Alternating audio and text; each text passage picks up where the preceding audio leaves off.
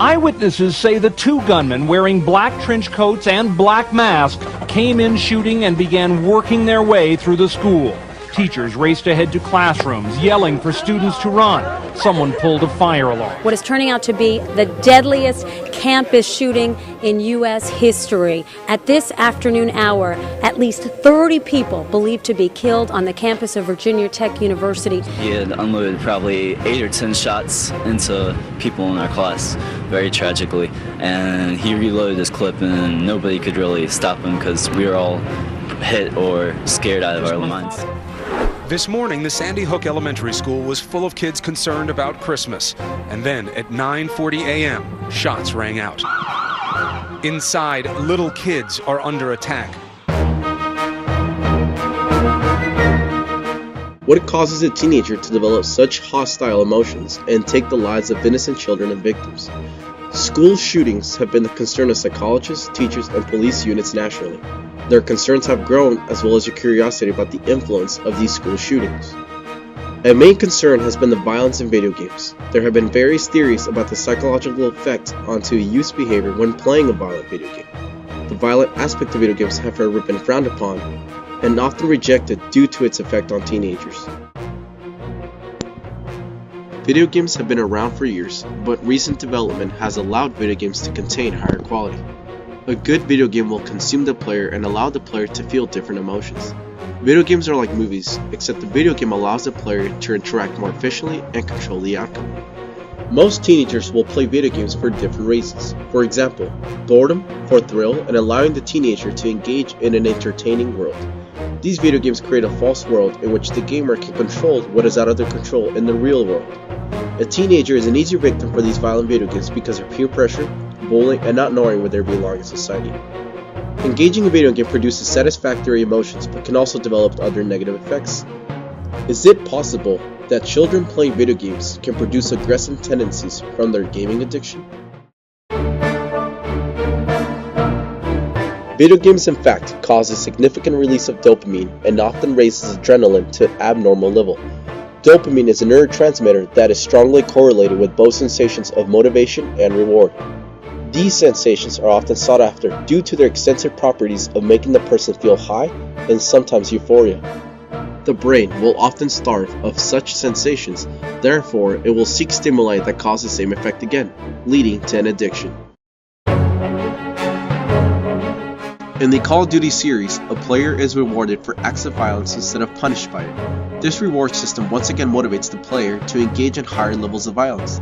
The motivation to kill for rewards will often skew the child's perception of death. The brain learns to condition itself to events concerning death, especially when newer games contain higher quality.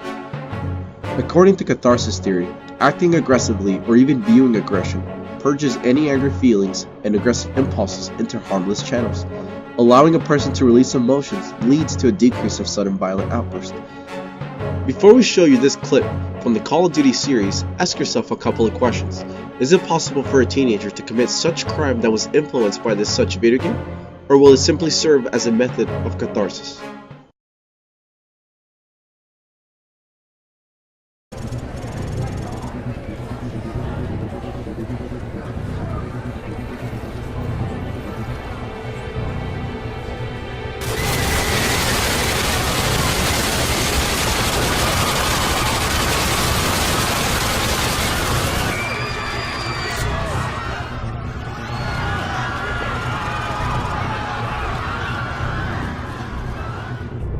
Yes, in fact it is possible.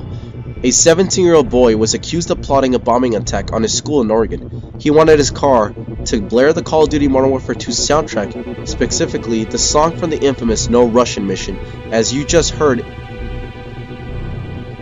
The Call of Duty series, just like other video games, are rated. The Call of Duty series being rated for a mature audience. Do parents really realize the violence of video games, and do they truly understand what they are purchasing for their children? Most adults do not realize that video games are graphic, nor do they truly understand that the violence of video games does affect the teenager in various ways.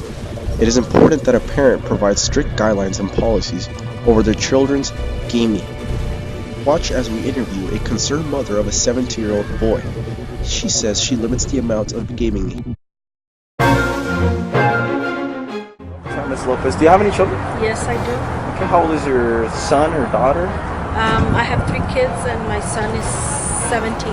Now, Call of Duty is the most controversial one, as people, activists say that Call of Duty causes people to grow aggressive and change their behavior. Have you noticed a change in your behavior, in your son's behavior, because of A little bit. He gets a little aggressive, and he gets into his mood swings, but he's never been violent or anything like that.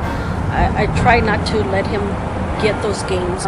In order for them to sell these, I mean, they see that, hey, the kids like them, and they want to play them. So I guess they see it more, and now they want to add more to these games and all that, So it's just life, the way it evolves in the world with everything that's going on. I just see it that way. Next, we interview a middle school teacher who's concerned about the distraction caused by video games in her classroom. I can't play those violent games. I cannot. The Call of Duty or all of that. They say, hey, well, if I can kill that person, I can kill. And that's why we have violence in the classroom. I mean, come on, kids are taking guns to school. They're taking knives. Us teachers, we're not safe anymore. Kids think that if you die, you'll come back to life because of the video games. After watching these interviews, one can see that there is different points of views concerning the violence in video games. There is always a risk factor when a child is involved in gaming. Every child reacts differently to video gaming, whether that be positively or negatively.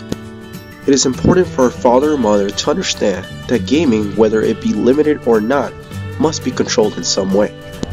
I know there's not a parent in America who doesn't feel the same overwhelming grief that I do. The majority of those who died today were children. Beautiful little kids between the ages of 5 and 10 years old.